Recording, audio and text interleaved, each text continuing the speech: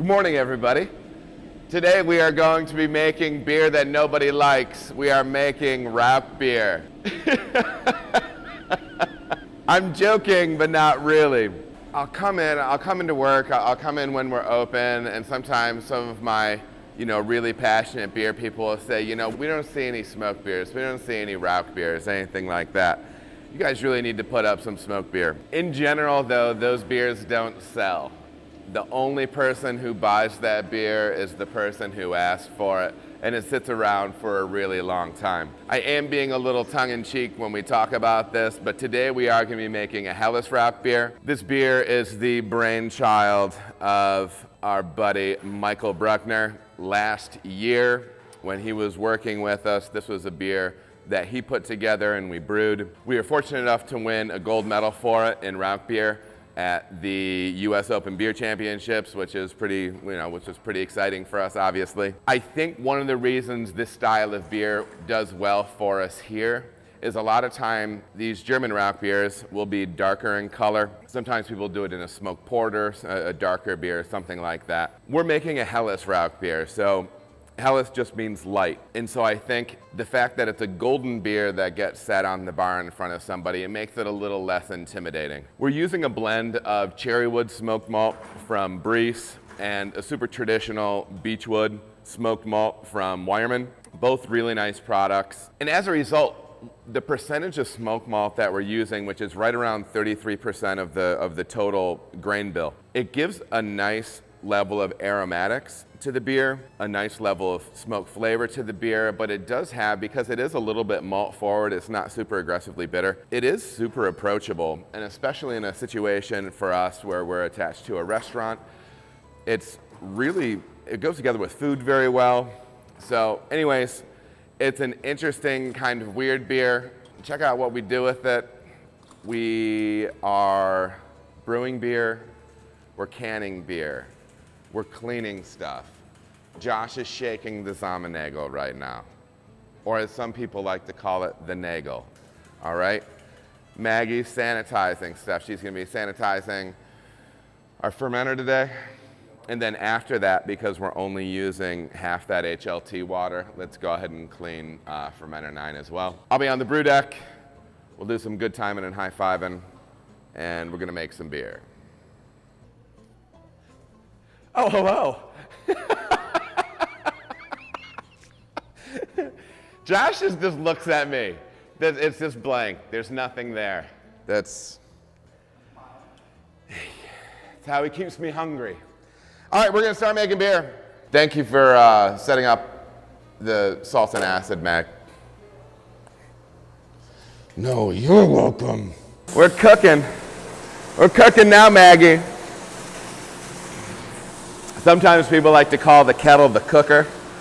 I've never heard that terminology here in Cincinnati, but on rare occasion at other establishments I've had, people say, now how long is it going to be in the cooker? It makes me think about Tracy Jordan and the Fun Cooker.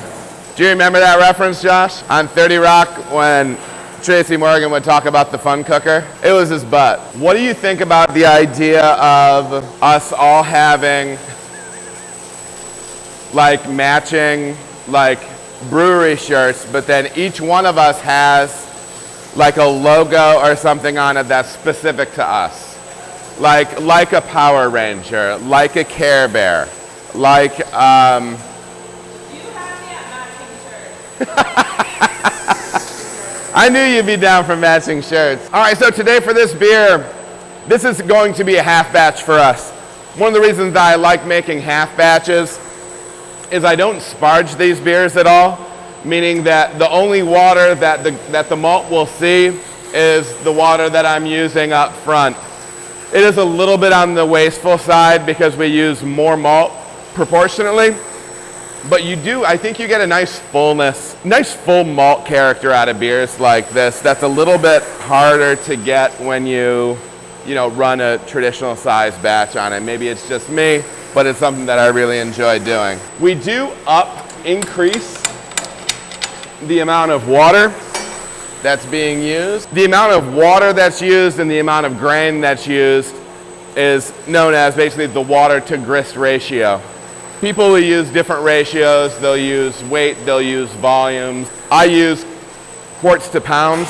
Most of our beers are typically 1.5 quarts per pound. This beer is a little bit closer to 2.5 quarts per pound. Oh, you can smell that smoke popping out of there. When you drop that stuff, come up and check it out. When we were tasting it yesterday, the smoke kind of comes up like in the tail end when you're tasting that malt. But now that's being hydrated, it's coming off there. Usually when I'm doing a beer for the second time, this is the second time that we've made this beer, we'll make tweaks, and sometimes pretty significant tweaks. This beer has really pretty much stayed the same. We're really pleased with the original recipe with it. There's a couple things that we did just as far as mash temperature and stuff that are a little bit different, but the heart and soul of this beer is still really going to be right where it was before, so we're pretty excited about it. Popped a hole in my glove. Can you smell it?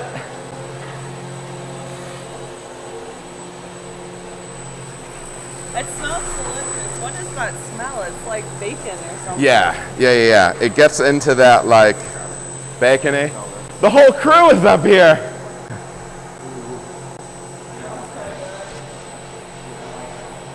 Brewing team.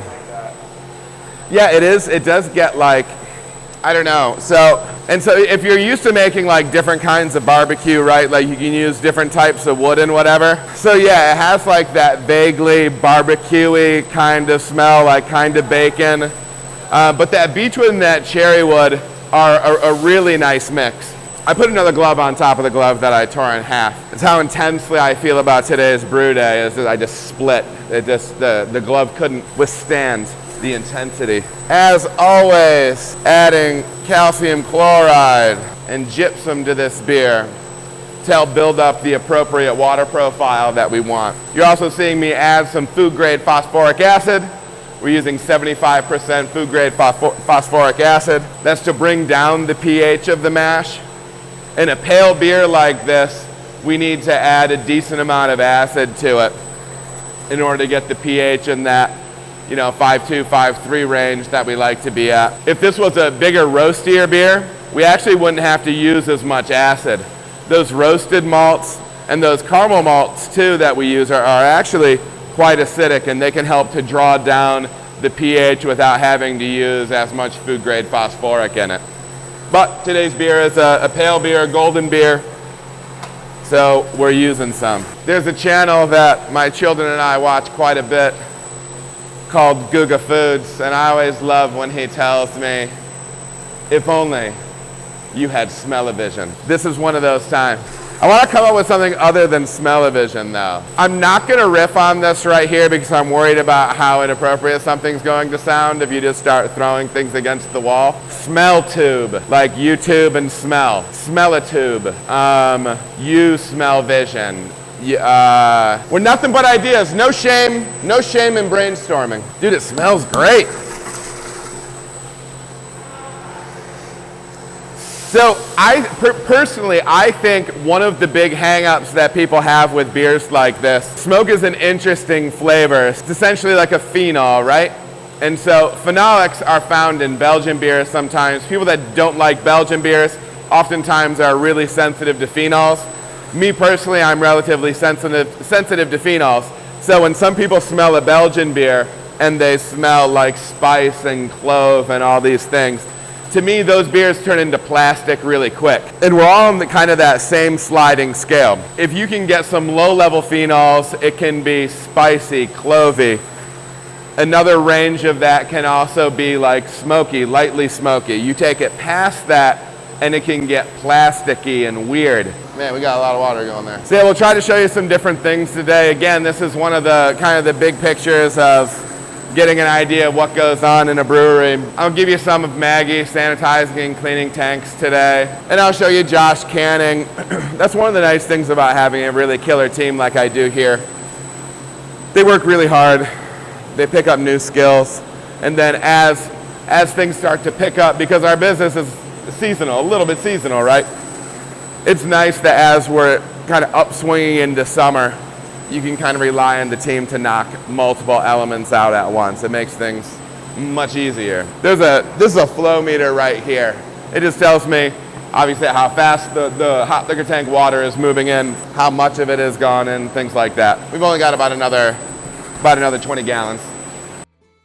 All right, everybody, thank you so much for watching. If you feel as if you got any value out of the video, please like and subscribe. There are also other videos that you can watch. They're gonna maybe be over here or over here. Appreciate you watching.